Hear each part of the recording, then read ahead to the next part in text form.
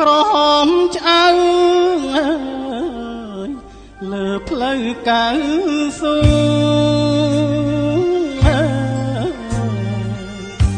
សំលេងទួញធ្ងរត្រហឹងអើងក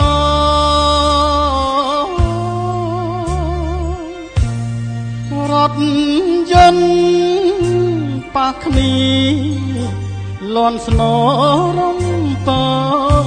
ស្លាប់ផងរបួសផងនាព្រឹកព្រលឹមអ្នកបើកបោអើយឃើញហើយឬនៅ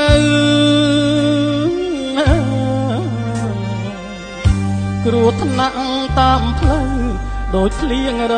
លឹម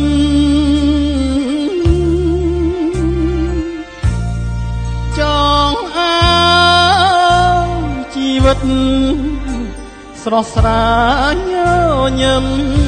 ផ្ញើក្តីសង្ឃឹមលើអ្នកបើកប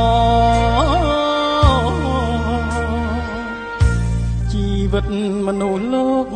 ទាំងយើងទាំងគេវិសេសម្លេះទេទោះមានឬក្រ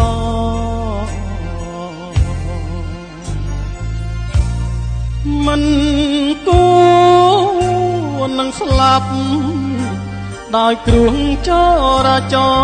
រណ៍គ្រោះថ្នាក់បន្តតាមផ្លូវនោះទេបើយើងគោរពគោលច្បាប់ឲ្យបានមនុស្សយើងគ្រប់ប្រានទូទាំងស្រុកខ្មែរជួបសុខក្សេមក្សានឧបសគ្គគ្មានទេទាំងយើងទាំងគេសុខដុមជីវិត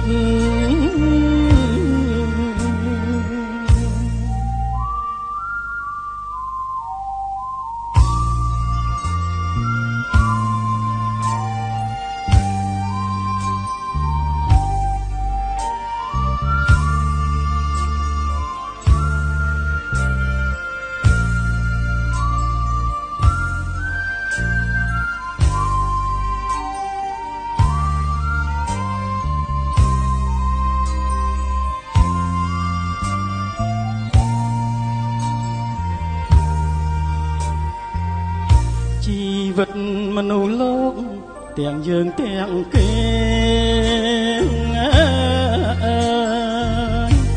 វិសេសម្លេះទេទោះមានឬក្រ